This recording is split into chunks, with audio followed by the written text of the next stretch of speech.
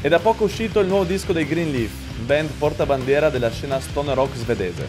Stiamo parlando di Rise Above the Meadow, album firmato Napalm Records. 10 pezzi da ascoltare tutti d'un fiato. Greenleaf quindi, 4 ragazzi barbuti che spadroneggiano ormai già da 15 anni sulla scena stoner rock mondiale. Noi li abbiamo raggiunti a Lubiana e adesso vi facciamo vedere cosa ci hanno raccontato.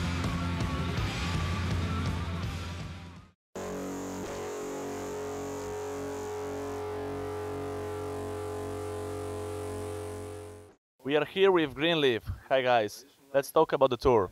How was the preparation like? I'm referring to the very beginning as well as to the show length, set list. Yeah, where to start? Like, we haven't been in these parts of Europe before. It's the first time. But it's been really good. And also, traveling with Stone Jesus has helped, crowd-wise, I guess. And it seems like a lot of people dig us for the first time after the shows, kind of. So, that's good. Set list-wise, we have... Set list wise, we play the same songs over and over again.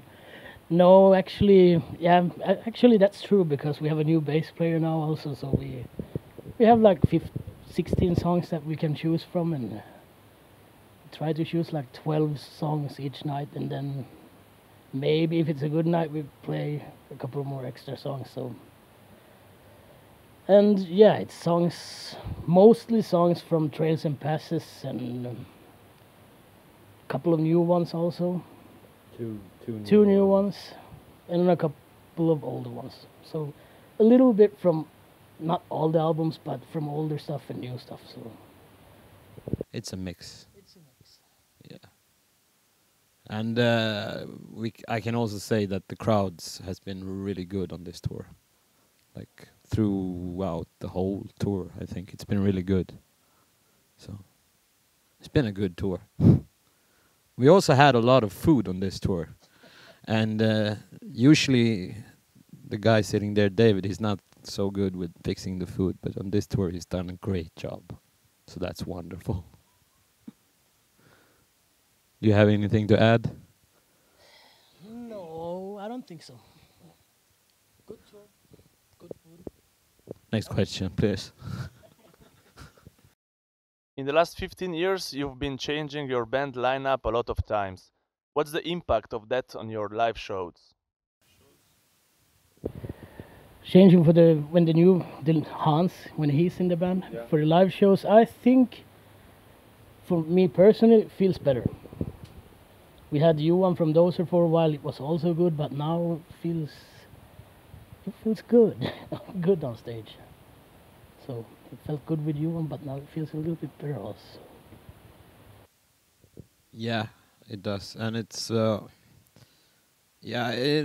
now it really feels like a group, and like all the band members are going towards the same goal, kind of, and want to play equally much as well. And it's tough to find people that want to play as much as we do right now with not that much pay and time and so on. So yeah, but that's not why that's not why Hans is in the band now. It's because he's a good bass player, but I mean, you also have to put your heart into it, and he does. So that's why, I guess. Yeah. Which are your top countries for a gig? Do you remember an amazing one? There's a lot of good stuff this summer.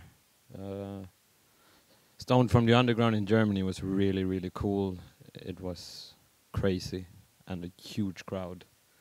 Also, we did Devil Stone in Lithuania, and that was surprisingly good, because we went out on stage and it was a couple of thousand people, and we have never played in Lithuania before, so we were pretty like, shit.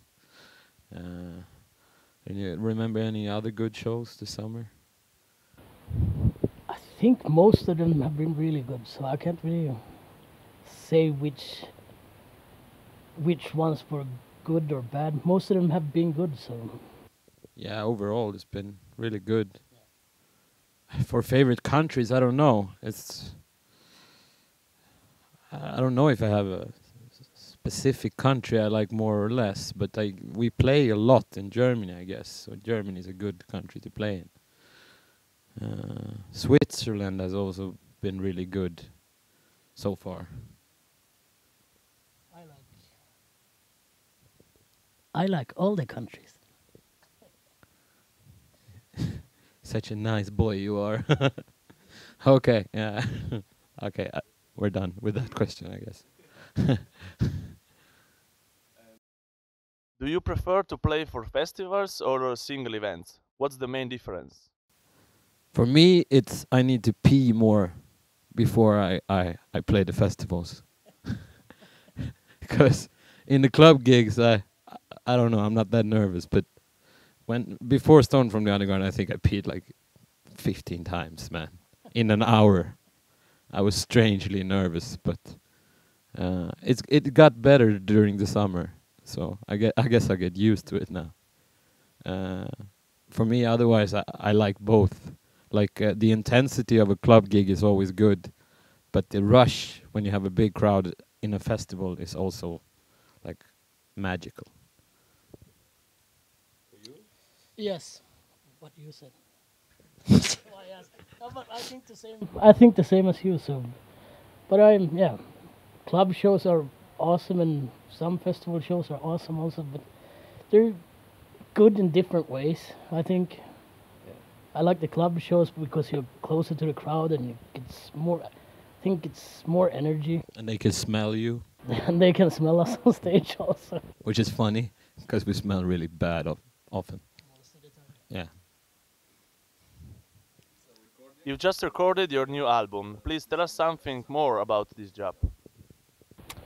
Yes, we have recorded a new album. We recorded in May this year, and during the summer it has been mixed. And a few weeks ago, 2 or 3 weeks ago, it's mastered and It's done. it's done. Yeah. Now the long wait begins until it comes out. So Yeah, it's cool. It was pretty fast process, I guess. Like we wrote songs through mostly spring, I guess. Yeah. And then we usually do the studio stuff pretty fast. I think we had 4 days. We record everything live except the vocals. So I took them down a little bit later, like in June, in the beginning of June, I think. Yeah. But it felt really good this time. It was a good recording session. Maybe a bit short in some ways, but you focus more when you have short amount of time as well. So I think it's good, and it turned out really well.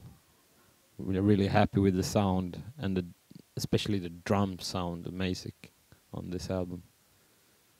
You got anything more? Nope. Huh? Okay. This one is going to be your sixth album. In my opinion, the last one, Trace and Passes, was an amazing record, maybe the best of all your career. What's the new sound like? Is it similar to Trace and Passes one or completely different?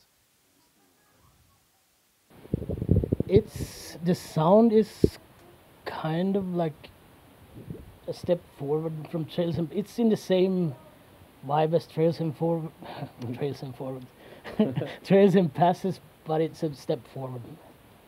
It's in the Yeah, somehow the sound is a bit more straightforward. I don't know how to explain it really, but I wouldn't say it's heavier either, but it's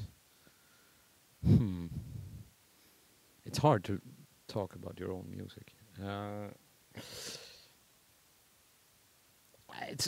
It's like if you compare it to Trails and Passes, you have like a kind of a red line through the record, and I think we've done that with this one as well. We always think about the dynamics in an album when we're making it, I think. Like, should this song be here, and what kind of song would this be compared to this one as well? So you think about the whole picture rather than song to song. and the mix of the songs on the new albums feels really good. I guess there's also like there's a lot of riffs, but there's a lot of melodies in there as well.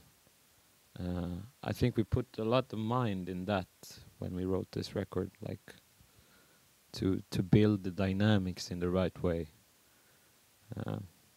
Maybe because we played so much live now, so you think more about that stuff.